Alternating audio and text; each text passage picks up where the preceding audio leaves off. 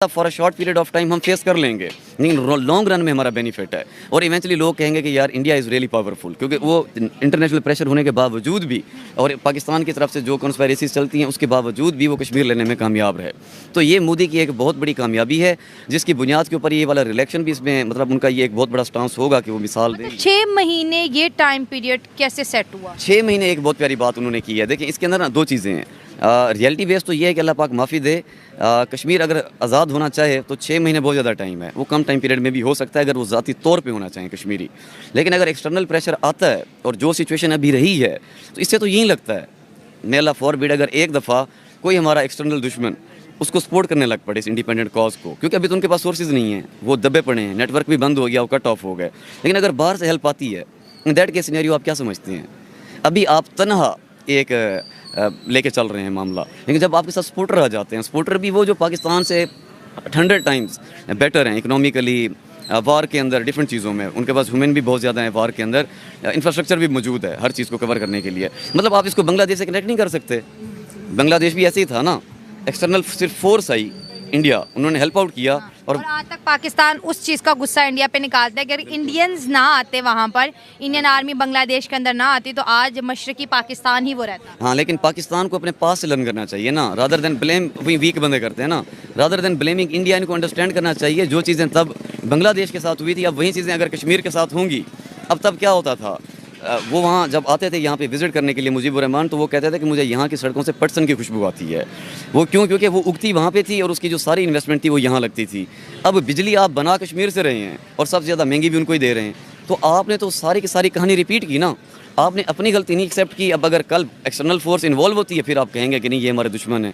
External force तो external है, वो आपके दोस्त नहीं है। वो कब कहते हैं कि वो आपके दोस्त हैं? वो तो खुल के ऐलान करते हैं, बल्कि वो इसको एज बैज ऑफ ऑनर लेते हैं। ये आपको करना चाहिए कि आप इटर्नली वो मामलात ना करें कि जिससे आपके अपने लोग डिवाइड हो जाएं। अब देखें, अगर लोग एक तरफा खड़े हो गए तो फिर आप जितने भी फोर्स यूज़ कर लें, आप उस खित्ते को अपने पास नहीं रख सकते। वो खित्ता तब तक आपके पास है जब तक वो लोग आपके पास हैं।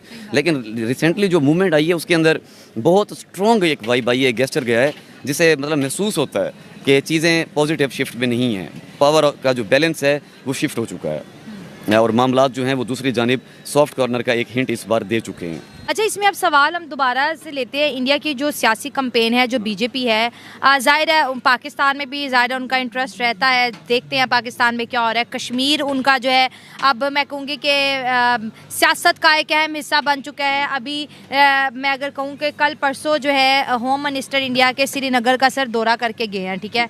इससे पहले PM साहब भी जो है दौरा करके आए हैं। इन तमाम हालात को देखते हुए आपको क्या लगता है कि इंडिया जो है, जैसे पाकिस्तान ने पूरी दुनिया में ये उनका एक तासुर रखा कि इंडिया जो है कश्मीरियों पर जुल्म करता है, और OIC हो या फिर UN हो, वहाँ पे हमने बड़ी करारदादें पास कराई कि भाई ये जो मसला है ना ये हल करें और पाकिस्तान के हक़ में करें।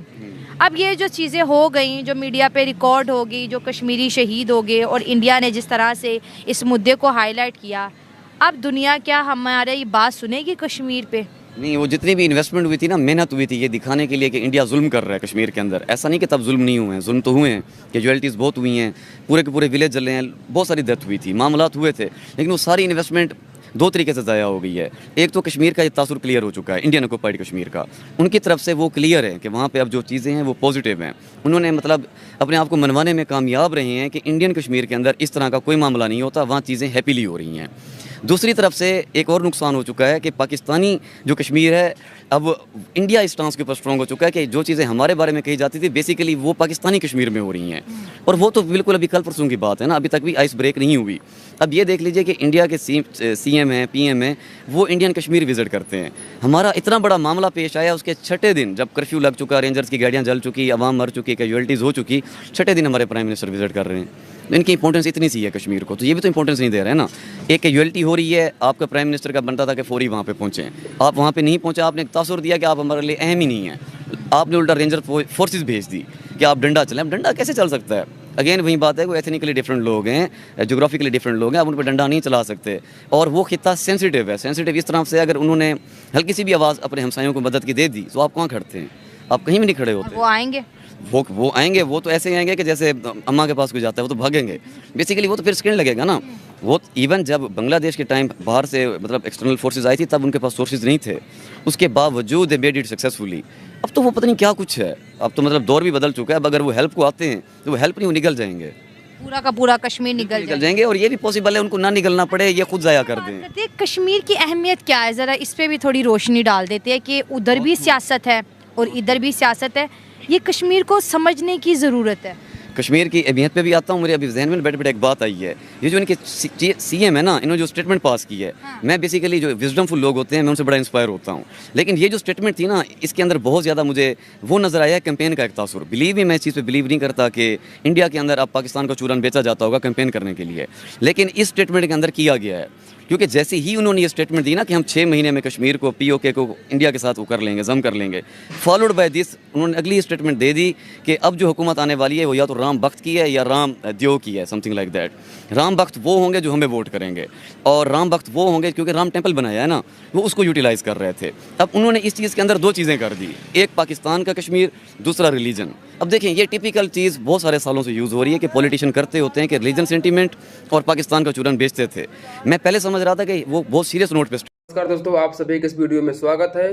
तो दोस्तों, आए दिन हम भारत और पाकिस्तान का वीडियो अपलोड करते रहते हैं। तो दोस्तों, इन दिनों जो पाकिस्तान की जनता है उनका यह मानना है कि जो कश्मीर का मसला है वो बहुत ही बड़ा एक झगड़े का मसला है, और जो भी पाकिस्तानी भाई हैं वो हमेशा भारत को लेकर एक झगड़े को लेकर बहुत ज़्यादा तत्पर रहते हैं। और उनका मानना है कि अगर कोई उनका दुश्मन है तो वो सिर्फ भारत है।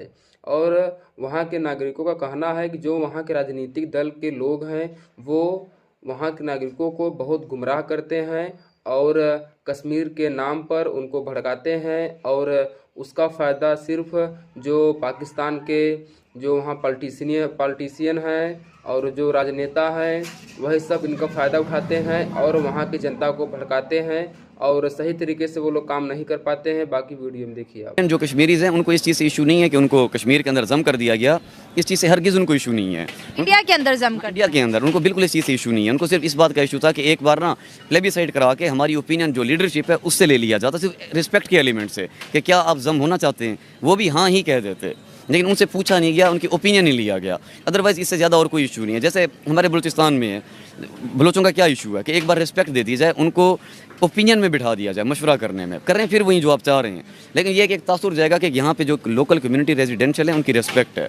बाकी रही बात कि जब ये तासुर दोनों तरफ आ जाता है, अब जब इंडिया का कश्मीर काफ़ी ज़्यादा डेवलपमेंट वहाँ पे हो रही है, तो ऐसा तो बिल्कुल भी नहीं है कि हमारे पाकिस्तानी कश्मीर उसको ऑब्जर्व ना कर रहे हों। वो भी देख रहे हैं कि अभी रिसेंटली वो वहाँ पे जम हुए हैं और वहाँ पे एकदम रेवोल्यूशनरी चेंजेस आने लग पड़े हैं, पॉजिटिव शिफ्ट होने लग पड़ा है।